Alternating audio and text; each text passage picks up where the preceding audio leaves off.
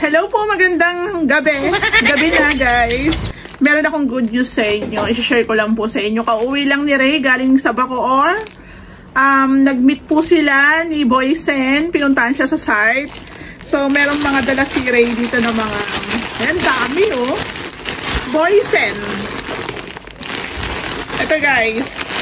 Siguro ang laman ng isang pack nasa 20 pieces. Ito po, dalawang klase po yan. Long sleeve, pang trabaho. Ayan, oh. Ayan po siya, oh. Makulay ang buhay. Oh, ibibigay ko po to sa team. Magagamit po nila to pang araw-araw. Ayan po. Tapos, ito pa yung isa. Ayan. Thank you po sa Boysen. Kasi malaking tulong po talaga to. Tsaka, alam nyo guys, ito hindi ko to siguro masusuot. Pero, meron ako nagandahan dito. Ito po. Taran! Ayan. Ang ganda nito. Color series. Kasi gusto ko po, pag nakausap ko si client, halimbawa sa new project po namin, ito na po ipapakita ko sa kanila. Ayan, no?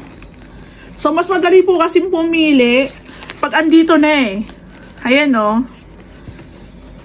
So, Boysen po yan. Ayan po. So dito ako na amaze. O dito, ito yung nagustuhan ko sa binigay. Bukod doon, meron pa po silang binigay na ito po bag. So ang pagkakalam ko parang si Ray is parang member na doon, nagpa-member po siya.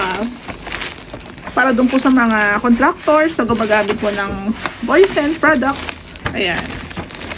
So nagustuhan ko rin po to kasi at least yung mga magtatanong sa akin, meron na rin po akong information. Skim coat. Ayan, sa kanila rin po pala itong Titan.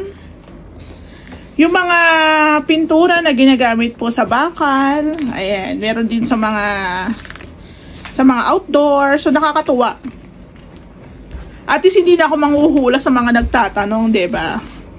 So, alam niyo naman ang Boysen everywhere yan. Kahit saan meron, diba?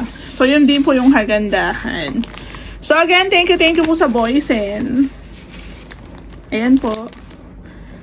Number 1 paint. Ayan, thank you po. I-shoutout ko lang po pala si Sir Dexter. Na-meet ni Ray kanina. Thank you po, sir. Ayan, shoutout pang mayaman.